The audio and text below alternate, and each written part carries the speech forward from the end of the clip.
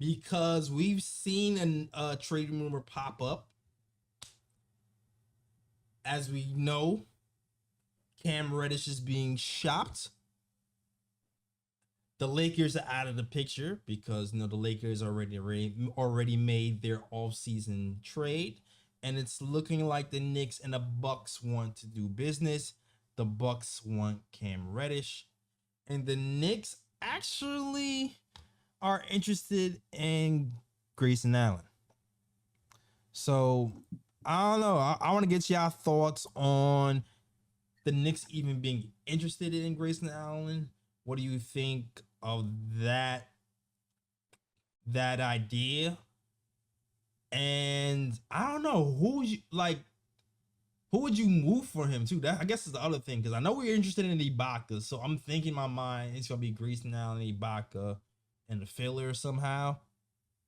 But what do you guys think about the idea of bringing Grayson Allen here? And I'll start with Ryan.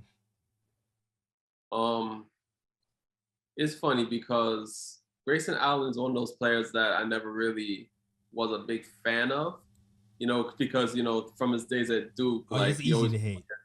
Yeah, from his days at Duke, he was a pretty dirty player. But here's the thing, though. Grayson Allen is a flamethrower from three. The dude is shooting 40% from three. So if you bring him to the Knicks, he provides well-needed shooting, and he's gritty on the defensive end. So right then and there, he would fit into Thibs' style of play, especially on defense. So he's the defender. He can shoot the rock. Thibs will probably use him. So right there's like the three things right there, which would make him a good target for the Knicks to trade for. So, when I look at it that way, I would want the Knicks to probably pursue that trade. But here's my issue with it. I don't think it's going to be an easy trade to make. Yeah. Just because salary matching is going to be kind of difficult to do. And more than likely, if the Knicks are going to complete this trade, more than likely a George Hill's going to be sent the Knicks way, a Serge Ibaka's going to be sent the Knicks way. And it's like, I don't think the Knicks really have a use for like any of those players on their squad.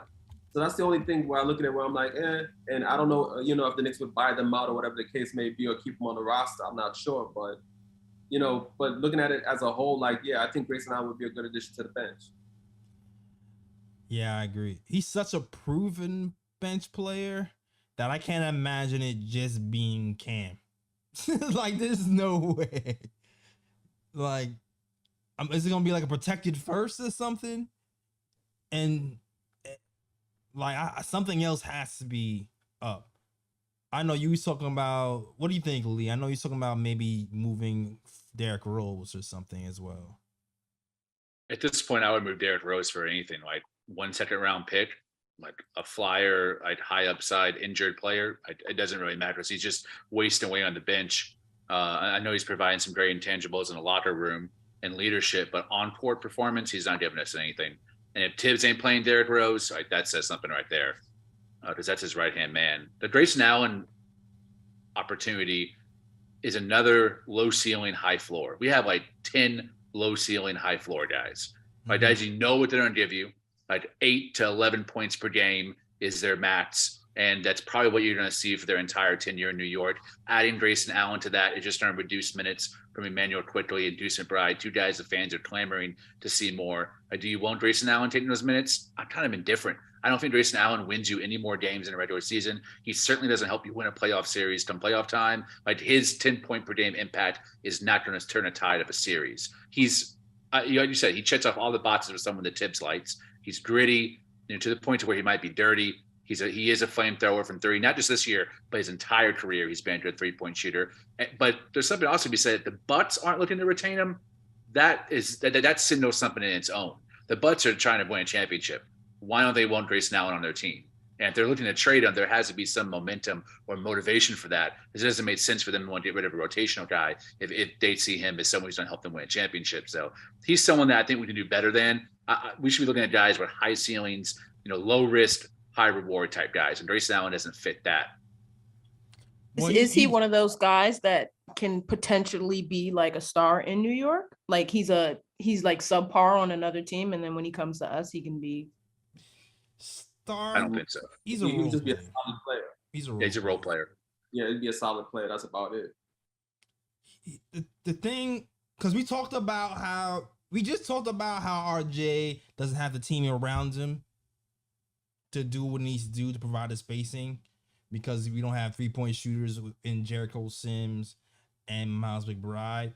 Most likely, I don't see him taking Quickly's minutes, because Quickly skill set is still a little bit more versatile than his.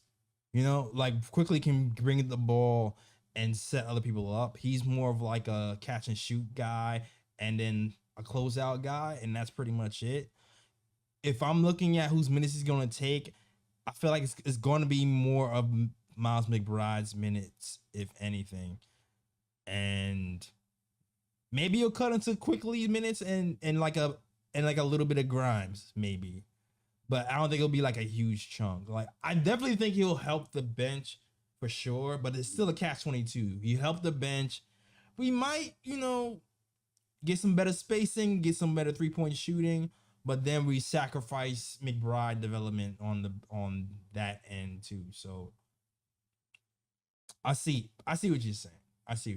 And I feel like it's going to cost us a protected first to get him. I can't see a reason why Bucks would make that deal straight up, unless they just really believe in Derrick Rose if he's part of the package. With Cam, I don't know. And I think, and I would say the most logical thing to do is, if you do trade for Grayson Allen, is to increase your rotation from 9 men to 10 men, so you can those minutes. So everybody playing time, but we know Tibbs be Tibbs. Pump the brakes. That wouldn't happen.